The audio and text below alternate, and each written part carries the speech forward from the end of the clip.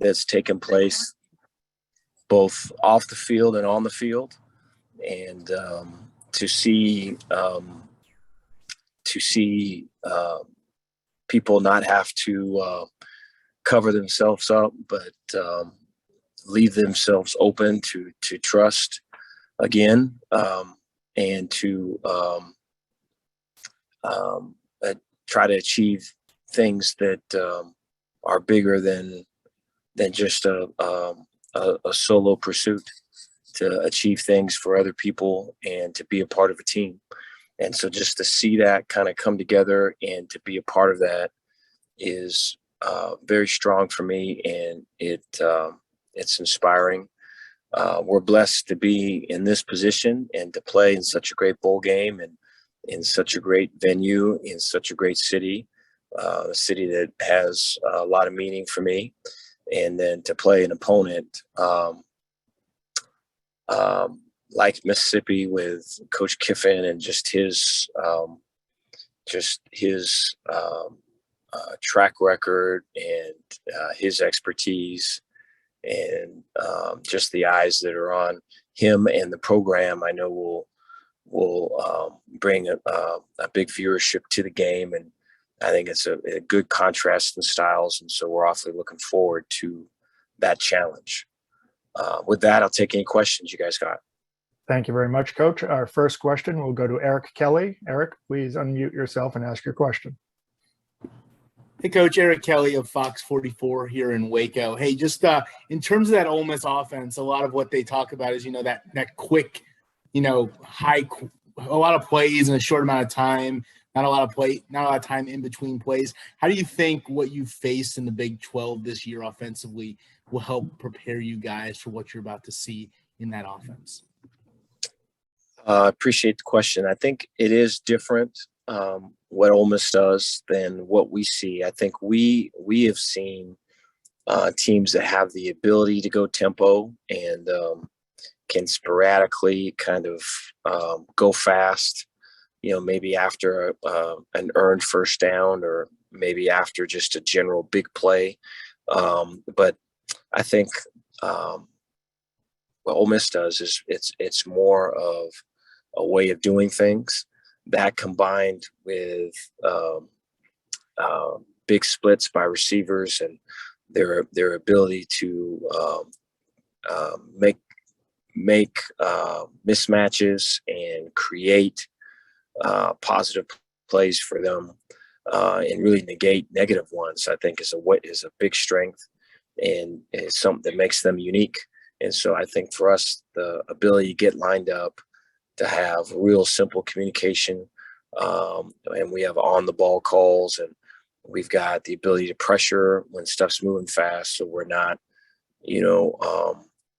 too basic and too predictable, I think are all challenges that are inherent in playing an offense like Ole Miss. Our next question will be from Ted Lewis from the New Orleans Advocate. Ted, please unmute yourself and ask the question. Yes, Dave, a couple of things that you were saying, or they were saying this morning, you're off recruiting. Where are you, and what kind of reception are you getting? And secondly, the trend has been for teams not in the playoffs to have a few players, sometimes several players, opt out of playing in the bowl. How do you plan to address that with your players, and what do you see happening along that line? I appreciate the question. So I'm in Dallas right now. I'm in a parking lot of a Burger King. I pulled off the freeway, so could be in one spot for this call with you guys. I'm thankful for it, but the reception has been really good. I think, families were at our game, yesterday. And so a lot of good memories from that, and just, have been to the games there in Waco at McLean, and just excited, like I am too, just to see the growth of the team. And I think it's one thing to always kind of, the feeling that you get when you're on campus, and the feeling that you get when you're visiting, an unofficial visit and all of it. I think that's one thing, the connection and the transparency and the honesty. it's another to, can you win doing all that? Can you win like this? And I think to have that piece, I'm sure helps, but then I think for the opting out, I was,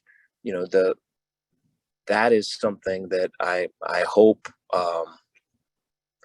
I hope that our team, just through our day to day and just through our preparation, going all the way back to winter, to spring, to summer, to fall camp, and just how everything counts, everything matters, and team, unit, me. I hope that there's an understanding of kind of where I'm going to come from in that regard prior to even kind of starting, And so I think the more you're at a place and the more that you've got a culture that's set, I think that's the case. I'm hopeful it is with us. I think there's probably a question with all of it right now, in terms of where that is, in terms of, what their expectation is of me with that.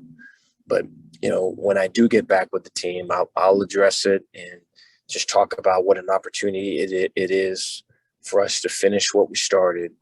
And if there are instances where there needs to be discussions on just personal things and what's best for you as an individual, then I'd love to have those. And so I think, it's the sign of the times. And so I can definitely understand it. I'm hopeful that they have an idea of where I'm coming from. Our next question's from John Werner with the Waco Tribune Herald. Yeah, hi, Dave. Would you expect there'd be a pretty good chance Gary Bohannon would play, considering it's a few weeks away? I would, if he continues with the improvement that he has made. I would think that he would play. Okay, thank you. Next, we'll go to Jerry Hill from BaylorBears.com. Hey, Dave. Just knowing your personality, I think I know the answer, but do you allow yourself time to reflect and appreciate where the team has come from, or are you just kind of focused on the next thing? Yeah, no, I appreciate that question. It's focusing on the next thing and, recruiting. So last night we get home, we take the bus. I think it was me and Vic Valoria and Dennis Pullian on the bus one. I don't know. There might have been someone else on there in the back. I didn't see. I think the majority of the team went back with their parents, and so it's just us three, getting a police escort back into Waco and all of it, but appreciative of all that. And I think we get back in town and family is back home and, stay up for a little bit and crash and don't stay up very long and then wake up this morning and then we're off, And so it's I think the advantage of playing in the championship game, I think is pretty, it can be obvious. I think that the one of the negatives is just not being on the road that week or just not as much as you'd like to be. I think so. I was talking with Coach Gundy prior to the game and he had asked what we were doing and he described what they were doing. And I think both are pretty similar in that you tried to get out on the Sunday prior and then you tried to get out after practice. You were there as best you could, but it's nice to be able to connect with your people and let them know that you're thinking about them and that you're looking forward to them signing up with you here pretty quick. Thank you. Next question's from Trey Isles with PSP Sports. Yeah, Dave. I believe you've game planned against Lane Kiffin before in the past. How much does that benefit you going into this game? Is it something that you can look back on and say, okay, we did this, this, and this, and is it a helpful thing? Appreciate the question. I think things of there are some different circumstances to that. I remember that was back in I want to say it was 2016, and so there are some things that have changed. I think what you get though is just kind of how, and I think he has this from me too. It's just how, how we think, or like for me looking at him, like how he thinks, right? His view of what openers are, his view of if things aren't working, what does he go to? His view of what third downs are, or how to attack man coverage, or how to attack drop 8 coverage.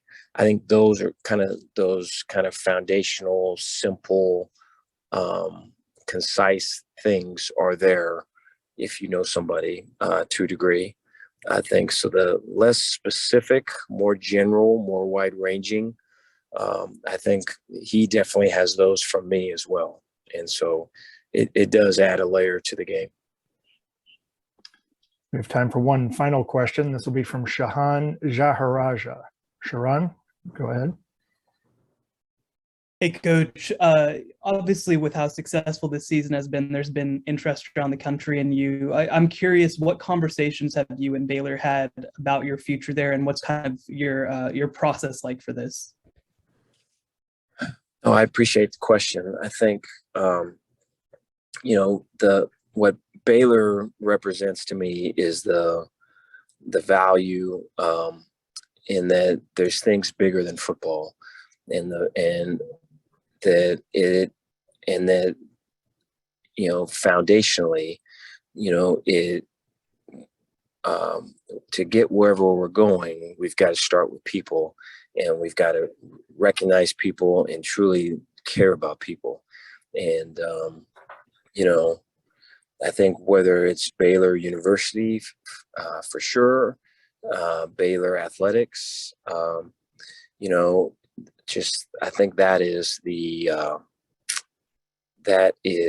the special sauce. I think that's what connects these teams that do all of this winning at Baylor, and I think that's what connects the university and the community. And so, just for me, it aligns so well, and it pushes me to be a better person. And I think like that growth and that ability to not be outwardly focused, but to be more inwardly focused, is always been a true belief of mine. And I think Baylor helps me in that pursuit. And so just in talking with Mac and Mac Rhodes and our administration, I try to, as best I can, convey that, and that this is where I want to be. This fits me. And, I think never been really, have never really looked on the outside, have always been very preoccupied with what's on the inside. And I think Max sees that, and I think appreciates it, I hope. And I hope to be here for a very long time. Thank you very much for your time today, Coach Aranda, and we appreciate it and look forward to seeing you in a couple of weeks down here in New Orleans. Hey, thank you.